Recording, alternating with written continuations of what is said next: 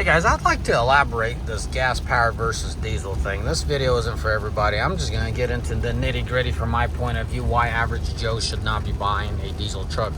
Not in today's day and age. Not for all the systems that these diesels are running.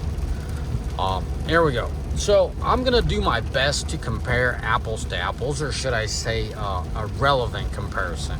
Okay? So when you look at the grand scheme of things, like I said, with all the systems in these trucks and what it costs to operate these trucks, that's where the gas is leaps and bounds ahead of what the of end of the day expenses, right? Not only are you paying 10-12 grand to get into a diesel versus a gas powered one, you have so much more maintenance, and people keep talking about maintenance this, maintenance that, but let's talk some numbers. Okay, so let's start with the one that everyone's freaking out about. This truck has a CP4. This is a 2024 F350 high output, right? Standard of high output doesn't change the pump. Has a CP4 pump. Guys, keep your fuel tank at minimum, 30% and higher. The weight of the fuel is going to minimize as much as it can to minimize the air in the fuel being supplied. I know you got the lift pump. That's another one. Lift pump on these trucks are pretty good. So there's not as many failures with the CP4s as there was with Ram and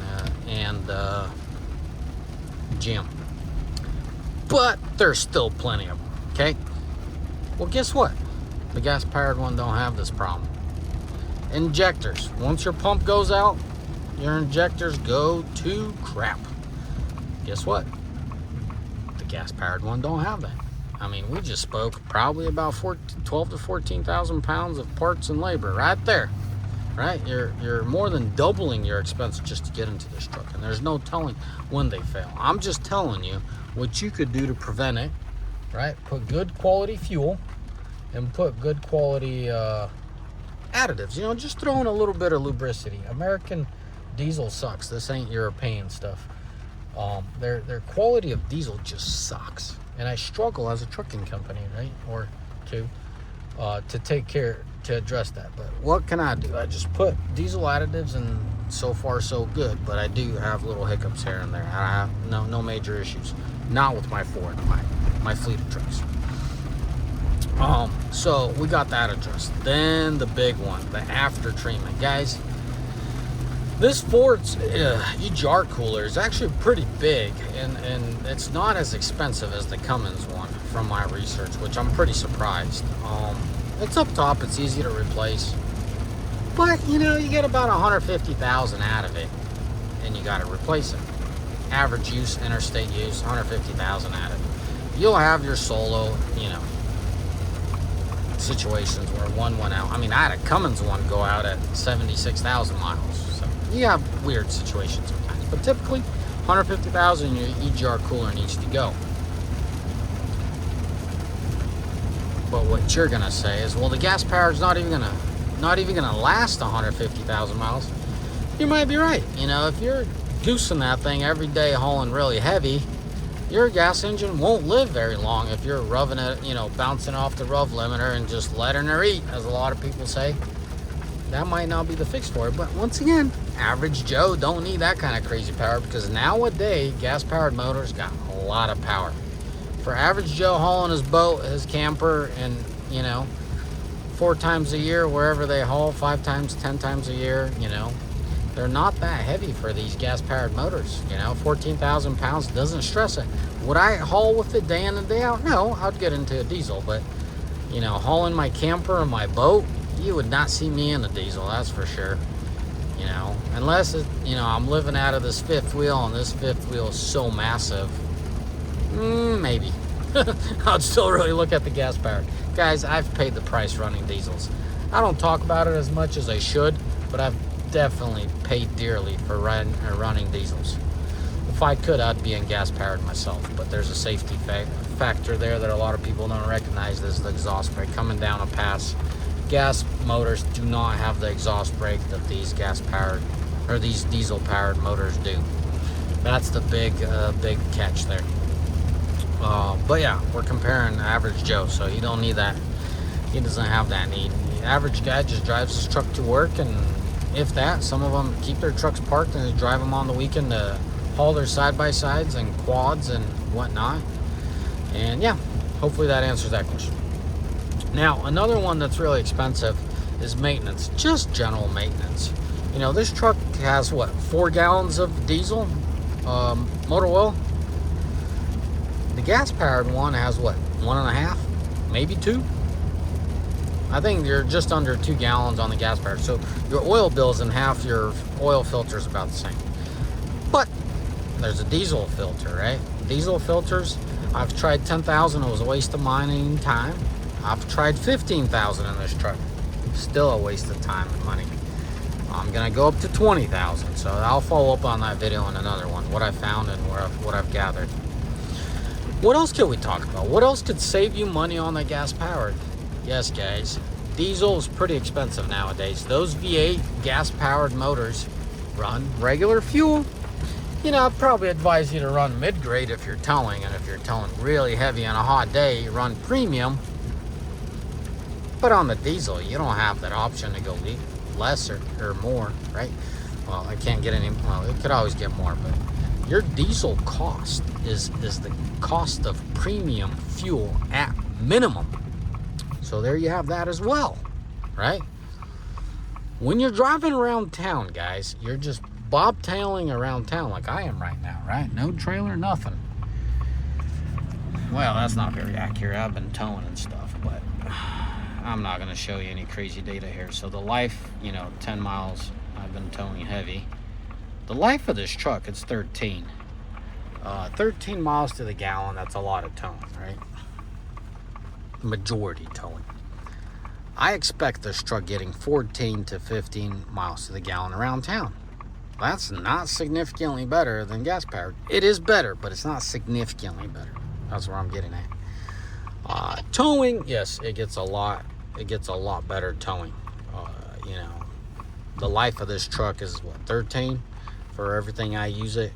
I would expect this rig to be about 8 miles to the gallon if it was a gas powered motor and using it for what I'm using it. Now the big catch here. If you service this thing and pay your dues and do your oil changes, this engine will, when you are towing and using them pretty heavy, this engine will outlive the gas one by a long shot. And here's why. For you to tow, my average tow, 15,000 pounds, right? I mean, you've seen them all over the place, but 15,000 pounds on a gas motor, she's spinning a lot more revs than this diesel is. Now, if the playing field's the same and we're towing day in and day out 15,000 pounds, which that gas powered would do just fine, but it would be spinning higher revs, right? The first 100,000, you're way behind on your diesel, meaning your efficiency on your gas powered motor is going to be fairly ahead. Like you'll spend a lot less money. Well, guess what? That's average Joe. You guys don't keep your trucks past 100,000 a whole lot. At 150,000 miles, you're still well ahead with the gas-powered motor. It's once you pass that 150, the diesel starts picking up the speed on being more efficient, right? I don't expect the 7.3 to last anywhere near as a diesel. Let's say if every day I was hot-shotting with a gas-powered versus a diesel, I think that motor on the gas-powered would have been done about 250, 300,000. Where this diesel, if it's treated right, you could run 600,000. At what expense, right? It becomes diminishing, significantly diminishing after what, 300,000 on this thing? By 300,000, you've changed your after treatment, you've changed out a few sensors, you've had a few of these on the side of the road scenarios, right? Possibly. If you're average guy, if you're more attentive to your maintenance and stuff, you should be okay. You could run that 400. A lot of you guys are screaming delete. It might be a solution for you, but running a commercial probably isn't the best one. Yeah, so where do you win?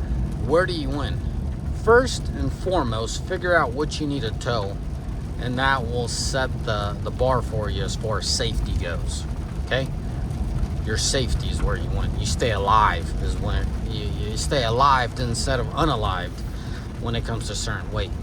You load 20,000 pounds behind a gas-powered motor and a diesel motor with a plate of steel, and you're gonna learn really quick when you start coming down a hill. There's weight, but there's no air drag with a little thin plate on your whole trailer. You look empty, but it's pushing you, and it's pushing you for your dear life. Your engine brake on your gas-powered motor ain't gonna do the trick. Your brakes are gonna be smoking, and you're gonna learn real quick why you need a diesel. So it takes a certain scenario for it to be significantly beneficial. When you're towing your boat, that's plenty of drag. When you're towing your RV, that's plenty of drag. When you're towing an average load, you got to move something across town, you got nothing to worry about with that gas powered. But when you're on the interstate, you got a heavy load and good aerodynamics because your gas mileage is doing phenomenal, and now you're going down a hill. Ooh, you'd be wishing and praying you had that exhaust brake of a diesel. So that's the first thing. Don't run a diesel unless you have to. And guess what? Hauling steel, you have to run a diesel with a good exhaust brake coming down those interstate passes. So that's where it becomes, right? You being dead and being saved. I hate saying it this way. You being unalived and saving 10,000 pounds just to get 10,000 pounds. I'm speaking some other language here, some other country. They're not dollars, they're pounds there. I think it's England. So in America, it's $1,000, right? You just by entering in a gas-powered motor, you're 10,000 pounds ahead, but with a gas powered, but you stay alive going down those passes. If you don't believe me, Google, trucker loses brakes coming down a pass, and you'll learn real quick. You can't rely on your brakes coming down the hill. A lot of people to today's day don't grasp that. You cannot rely on your brakes going all the way down that hill when you're loaded. I'm gonna say this again. When you are loaded heavy and you got a trailer behind your pickup truck or semi truck, you cannot rely on your service brakes taking you all the way down that hill. Please don't try either. Please don't try. You're going to smoke those brakes so fast, you're going to affect other lives. Don't do that, guys, please. So that's the biggest one. Then you start thinking like, well, if I go with gas powered, can I get away with XYZ? Can I save here, save there? And that's where I gave you the breakdown. If you are mechanically inclined, it starts going both ways. What's your strong suit? And you focus on that, right? Generally speaking, for someone that tows and, like my hot shot operation, 99% of the time, they have a gooseneck behind them. That alone is 6,000 pounds. So generally speaking, a diesel wins in the end for safety, stability, efficiency. But average Joe, generally speaking, gas-powered wins on that comparison. So, let me wrap up this video. Man, this truck's regenning. It smells like burnt rubber in a way.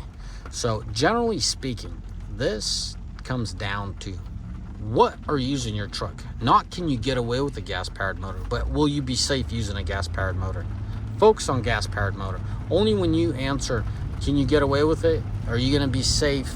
Is it going to be efficient enough, right? Or whatever you're doing, is that engine going to get, 7-8 miles to the gallon on extreme case? Or is it going to get 3 to 4 miles to the gallon on extreme case? That's another one. But I'm telling you, 95 to 98% of you guys are going to be just fine with the gas-powered motor. You're going to save yourself so much headache in the long run not running a diesel. Next thing, how long are you running that pickup? If you're just going to run that pickup for 100,000 miles, quite frankly, buy that diesel because you're going to get your money back when you go to sell it. It's not like you pay $10,000 more just to get into the diesel and you sell it and you lose it on the resale. No, the resale is right there. You could scream till you're blue, but the diesels are always worth more money when you're trying to buy them used. If you don't believe me, go Google it. Go on Auto Trader. Get on there. See for yourself. So it's far more efficient on as far as calculation goes to enter your benefits, right? And on the exit at 100,000. Now on the long run, depending what you do with your truck, how you use your truck, and how you service your truck, you could easily be ahead with the diesel because of your fuel mileage, you know, because of your longevity. Diesel, by just nature, it lasts a lot longer than gas powered, right? Just the simple fact there's less rotations, right? You take an hour of 4,000 RPM, generally speaking, 4,000 RPM on a gas powered motor, or you take a diesel at, you know, 1700 pound or 1700 RPM. So that should answer that question. As far as there's a guy that used to work for me. He's like, hey, engine only has so many rotations before it wears out, right? That's to be calculated too. All right, guys. As always, may the Lord bless you. May you all have a mighty fine day, and see you on the next one.